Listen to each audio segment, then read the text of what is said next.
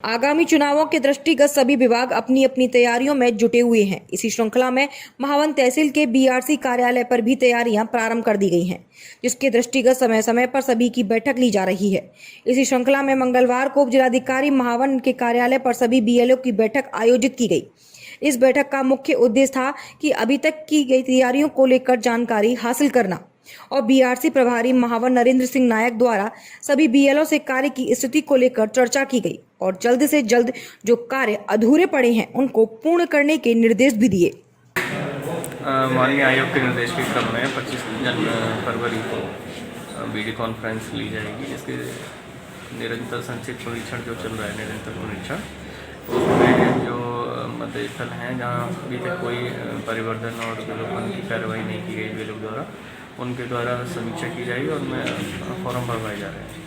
थाना राया पुलिस पर लापरवाही का आरोप लगाया है। प्राप्त जानकारी के अनुसार थाना मावन क्षेत्र के गांव रामचेलिया का रहने वाला एक 25 वर्षीय मंदबुद्धि युवक घूमते हुए थाना क्षेत्र के गांव अजुनिया पहुंच गया, जहां एक अज्ञात मंदबुद्धि युवक को गांव में घूमते हुए देखा, जिसको लेकर ग्रामीणों ने 112 नंबर पर सूचना दी। वहीं पुलिस गांव में पहुंची और मंदबुद्धि युवक को अपने साथ थाना राया ले आई, लेकिन रात में वहां युवक थाने से कहीं निकल गया।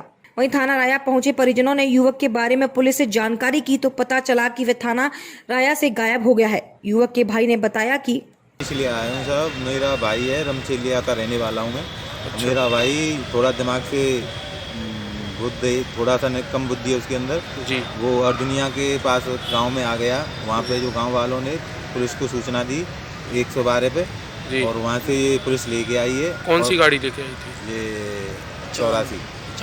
1894 फिर हाँ, ये गाड़ी यहाँ से लेके आई है और वहाँ से यहाँ थाने पे लाके सुपुर्द कर दिया है और ये यहाँ से इन्होंने लापता कर दिया, ये बता नहीं रहे हैं।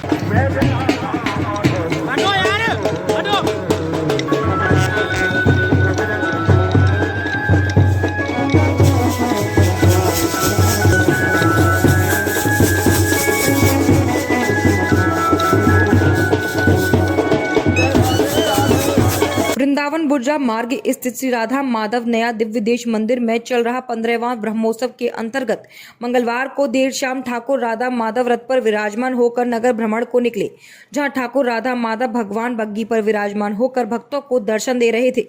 वहीं दक्षिण शैली के वाद्य यंत्र द्वारा भगवान के भजन गाए जा रहे थे।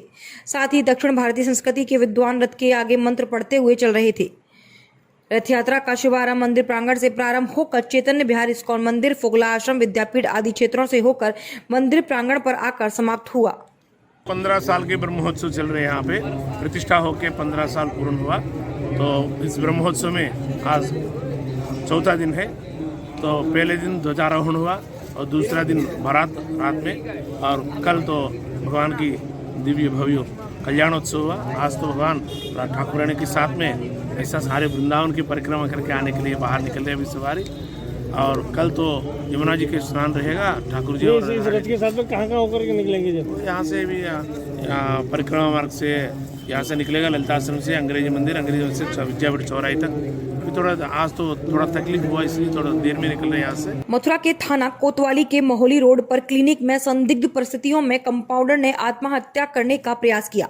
आपको बता दें कि थाना कोतवाली के मोहली रोड पर डॉक्टर नरेश अग्रवाल के क्लिनिक पर उस समय लोगों की भीड़ इकट्ठा हो गई, जब आसपास के दुकानदारों ने दुकान के अंदर 35 वर्षीय कंपाउंडर सलीम को गले में फंदा लगा देखा, जहां देखते ही देखते लोगों की भीड़ इकट्ठा हो गई और आनन फानन में लोगों ने उसे बचाने की कोशिश की। वहीं किसी के द्वारा पुलिस को सूचना भी दी गई। मौके पर पहुंची पुलिस ने सलीम को फांसी के फंदे से उतारा, परंतु तब तक सलीम की सांसें चल रही थी।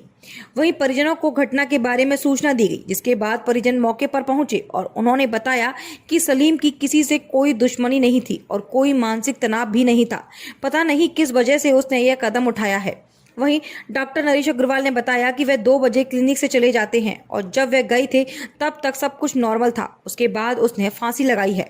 क्या मामला है वो? न बता। हमें तो पता चला खूब बढ़िया करते आया है। तो आपको कैसे पता पड़ी थी? हमें तो फोन थे, बढ़िया का फोन है आते। तो सांस चल रही है अभी? क्या बात है? अभी मालूम पड़ा कि वैसा हॉस्पिटल ले गए। आप कौन है उनके? मैं चाचा लगू साहब उनको। मेरे भैया कोई काम तो लड़ाई ना है। बढ़िया। क्या नाम था उसका? सलीम है भैया। कितनी उम्र हुई करीब? 38 के करीब 38 के हो गए सर। मथुरा जनपद के गोवर्धन क्षेत्र में दानघाटी मंदिर के सामने आज बीएसएफ के जवानों के द्वारा देश को देशभक्ति का संदेश दिया गया, जिसमें कि उनके द्वारा सोल्जर एवं बॉर्डर पर तैनात जवानों जो कि देश की रक्षा करते हैं, बीएसएफ की 178वीं बटालियन के द्वारा देश के कोने कोने में नागरिकों को जाकर के देशभक्ति गानों के द्वारा जागरूक अभियान चलाया जा रहा है, जिसमें उन्होंने देशभक्ति गीतों से देश में शांति का संदेश दिया।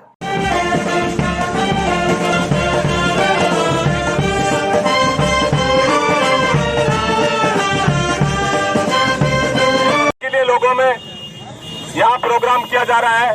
हालांकि ये भगवान कृष्ण की द्वार है मथुरा नगरी, और बहुत ही बढ़िया प्रोग्राम ये कर रहे हैं, तो सभी से गुजारिश है शांति से इसको देखें। जी। मथुरा के वेटरनरी कॉलेज में दीक्षांत समारोह मनाया गया। दीक्षांत समारोह में अपने 2 दिवसीय दौरे पर आई उत्तर प्रदेश की राज्यपाल आनंदीबेन पटेल ने भाग लिया। कार्यक्रम शुरू करते हुए राज्यपाल द्वारा दीप प्रज्वलित कर कार्यक्रम का शुभारंभ किया। दीक्षांत समारोह में 128 छात्र छात्राओं को पीएचडी उपाधि प्राप्त हुई व 14 छात्र छात्राओं को गोल्ड मेडल व सिल्वर मेडल व कांस्य मेडल दिए गए। वहीं अपने संबोधन में राज्यपाल ने हाल ही में उत्तर प्रदेश बजट पास हुआ है उसके बारे में भी बताया। वहीं छात्र छात्राओं को पीएचडी की डिग्री देकर और मेडल पहनाकर उनकी सफलता की कामनाएं की।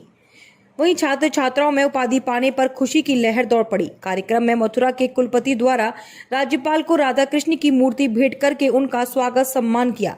वहीं कार्यक्रम में राज्यपाल द्वारा विभिन्न स्कूलों से आए बच्चों को किताब वितरित की गई। वहीं कार्यक्रम में सभी अधिकारी गण मौजूद रहे। अधिपति पद द्वारा प्रदत्त अधिकारों से मैं सभी उपस्थित अभ्यर्थियों को पशु चिकित्सा एवं पशुपालन स्नातक की उपाधि प्रदान करती हूँ और यह दीक्षा देती हूँ कि आप सदा अपने जीवन और कार्यों में स्वयं को